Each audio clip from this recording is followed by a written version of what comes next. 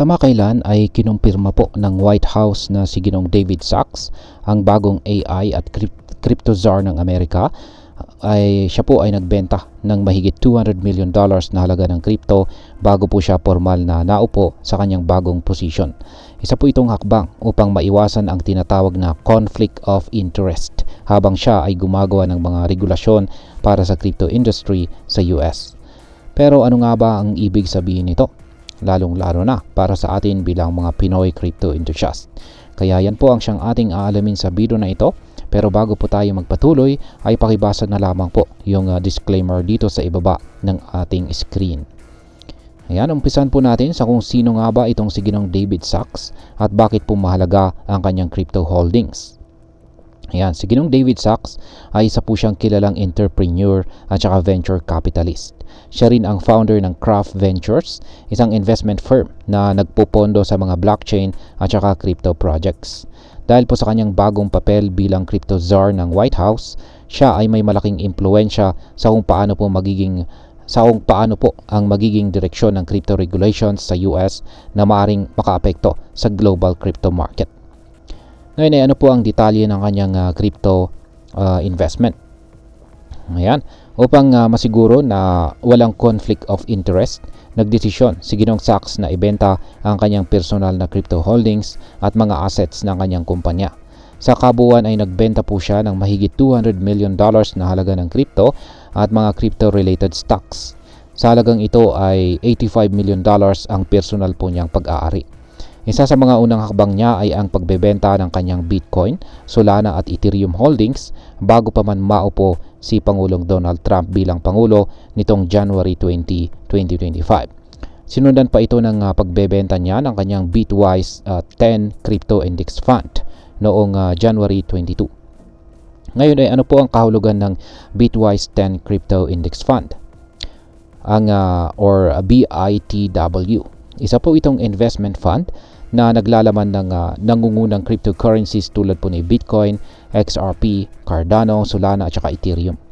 Ang mga digital assets na ito ay itinuturing na reserve assets ng US. Ibig sabihin ay bahagi ito ng mga cryptocurrencies na maaring ipunin ng gobyerno bilang bahagi ng kanilang financial strategy. Ngayon ay ano po ang ibinenta ni Ginoong Sacks bukod sa crypto? Hindi lang personal niyang crypto holdings ang kanyang ibinenta. Kasama rin sa kanyang mga investment ang kanyang mga shares na malalaking crypto-related companies tulad po ng Coinbase at saka Robinhood. Bukod dito ay iniwan din niya ang kanyang limited partner stakes sa crypto investment funds gaya po ng Blockchain Capital at saka Multicoin Capital. Hindi rin nagpahuli ang kanyang investment firm na Craft Ventures na nagbenta rin ng kanilang stakes sa Bitwise at saka Multicoin.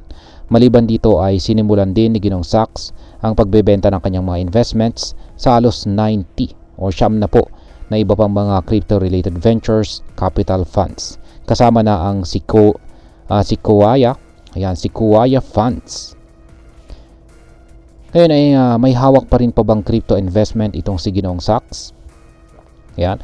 Kahit na ibinenta na niya ang karamihan sa kanyang crypto investments, ay may natitira pa rin po siyang financial interest sa ibang mga crypto-focused funds tulad po ng Lightning Labs at saka BitGo. Bukod dito ay may exposure pa rin siya sa Al Ventures at saka Beldor Capital Fund. Bago pa man lumabas ang impormasyong ito ay inaprubahan na ni Ginoong Sacks ang isang White House memorandum na naglalaman ng kanyang crypto interest.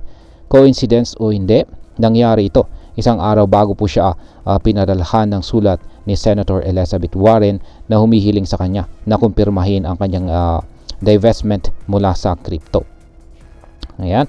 Si Senator Warren ay matagal nang nagpapahayag ng kanyang pag-aalala tungkol sa crypto exposure ni Ginoong Sacks, lalo na matapos likhain ng US ang tinatawag na Strategic Bitcoin Reserve at saka Digital Asset Stockpile.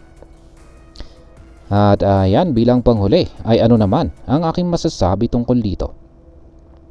Ang transparency na ginawa ni Ginoong Sacks ay isa pong magandang hakbang upang mapanatili ang integridad ng kanyang posisyon bilang crypto czar.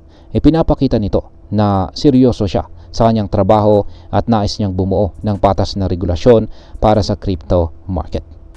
Sa kabilang banda ay hindi natin maaring baliwalain ang posibilidad na ang mga regulasyong kanyang ipapatupad ay maaring hindi pabor sa mga retail investors tulad natin.